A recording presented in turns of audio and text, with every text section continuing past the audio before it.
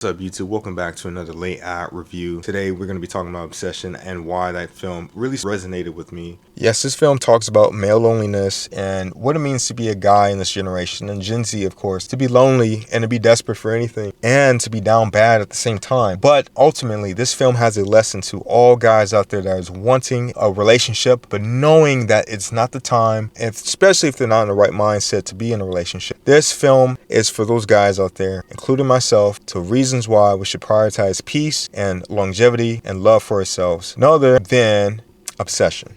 I'm just going to be real blunt here. Bear was the villain in this film. In the first portion, I can relate to him throughout these character moments, but when it got towards the end of the film, I was like, nah, he's gone. My boy's too far gone. There's no coming back.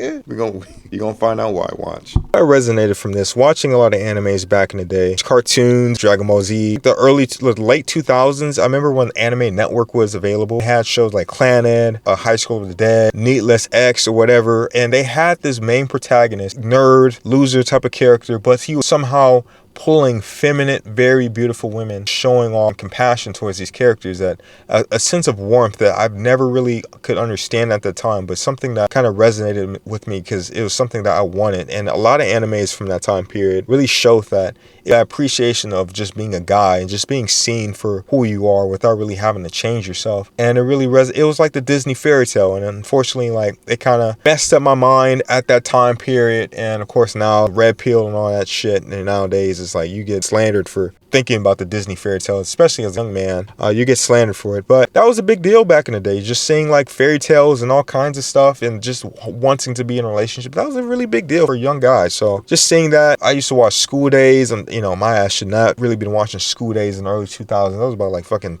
9 or 10 years old, and I just painted in my mind differently just watching that. It was pretty much about a guy just getting a whole bunch of girls and stuff like that, and the guy didn't have to try, and he just was pulling girls. And to expect for some kid watching that, but going from Dragon Ball and SpongeBob just going into watching stuff like that. But needless to say, it was something else. Well, I had a rude ass awakening back in middle school, high school experiences. I remember, like, I was authentically myself. I was getting treated like shit. I was just, when you're like a young, I would say African American black nerd, like anime or anything, or you wasn't that cool, stereotypical football, basketball player. I didn't play any sports. I didn't do anything extravagant. I was just myself, and I noticed still at the time I was just like, damn, I was getting treated like shit. I remember getting called names, girls wasn't taking me seriously, and I struggled with just being seen for a long time. And I saw a lot of the popular guys with ease, like that same demographic I was telling you guys about from the beginning of the video, where girls were nicer to that loser kid. The girls were nicer towards the douchebag and the guy that's plays sports and everything like that. That same archetype I saw on television with my very own eyes, I saw right in front of me with another person, and that kind of made me feel confused, and I was just never seen for that long period of time. It just left a big hole in my heart, especially as a young person, and never to be seen and never to be heard, and never to be taken serious. So I thought that was pretty tough. What in the hell does all this have to do with this film, and why it resonates to so many guys now, especially after the whole pandemic of the self-improvement journey? And trust me, this film was hitting notes. Without going into too many spoilers, I just want to say the film follows pretty much the same idea as an anime, where you have the protagonist, this Bear, you set him up as a loser type of character. He likes this girl. The girl doesn't like him back. The girl doesn't really acknowledge him, and he feels isolated. Again, without getting into any major spoilers, what I liked about this film was you put yourself in the character's shoes and really see how invisible he felt towards the girl he liked. And I like when it started out with him just trying to get her attention, and she just didn't notice him at all. Bear, the main character, was someone that I related to just watching throughout that film. Just that mindset, like, oh man, I just hope this girl really likes me, and I hope this person can just notice me. And it didn't follow the fairy tale of Disney and how things were set up, where you have the premise, you have the crush, and the crush notices the guy, and the guy somehow has a chance, with the stuff we all have grown up watching, like Transformers and Spider-Man and any Disney fairy tale. It wasn't anything like that, but instead it felt more of like an anime. Really good comparison I have with this. It has the same feeling as Death Note, and where this main character, Bear, gets so consumed by power that he is willing to do whatever he wants and that is the need to feel vulnerable and feel powerful within this person he's trying to be. And that power ends up consuming him at the very end. Both Bear and Light Yagami, if you guys ever watched Death Note is a phenomenal anime. I really liked it. I like where they were going. Just the reveal of this mystery and this detectiveness. It wasn't really much of a horror element anime. It was more of a thriller. Same with this one. I know it has some horror elements, but this was mainly just trying to figure out the bottom of it and what the characters learn from the beginning, and ultimately where they learn when they fail and end up losing everything and being consumed by Yagami, who's consumed by power, and Bear end up losing everything because he was consumed by the desperation of needing to be loved. And that was one of the main things I really resonated with that film, is just this desperation of him trying to be loved and just trying to get this girl's attention when he made that wish. And when he made the wish, he didn't realize anything was going to happen bad. And it was how he made that wish was kind of funny, because I just wish this girl was super obsessed with me and this is the only person in the world that really likes me. And if you guys ever watched Fairly Odd Parents, remember when Timmy Turner was like, I hope nothing can go super wrong, or whatever. I hope nothing possibly goes ever wrong. When he ever set those sayings, he ended up jinxing himself. And, pretty much it was just, the whole episode was him just trying to revert the wish back. And this felt like a Timmy Turner, Fairly Odd Parents type of episode, because it was him, Bear, just trying to revert back the wish. But what made his character really interesting, that he didn't revert the wish back to normal as soon as, you were getting red flags. And this was another thing that the film kind of represents, is about desperation and learning to get yourself out of red flags. Because right from the get-go, once he saw that girl start tripping and start screaming and hollering and just doing all kinds of weird shit, he just stood up in there and it was just trying to block out the noise. And he kept going and going and going and going with the relationship, just trying to see how everything is going to work out. Even his friends was like, or I wouldn't say his friends, his damn coworkers, they were terrible characters, except for the girl. She was a cool character. I'm not going to go too in depth, but she was a cool character. But, everybody was just like, what the fuck? This isn't normal.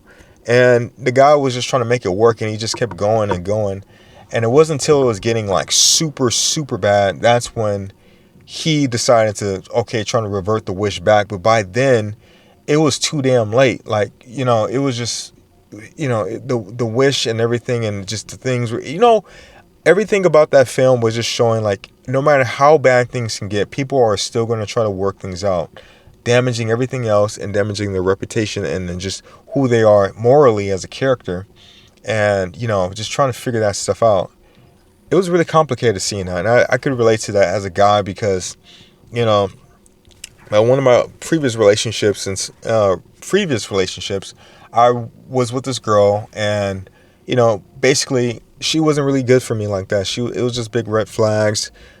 She would do things that was just like in this film, was just unnatural, and it wasn't a good fit. And it was obvious that, this person wasn't doing anything really well. Oh my God, I'm speaking in terms.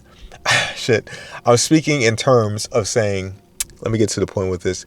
She was basically not for me. She wasn't the person that, I would be a great fit for. And I just kept things going and going and going.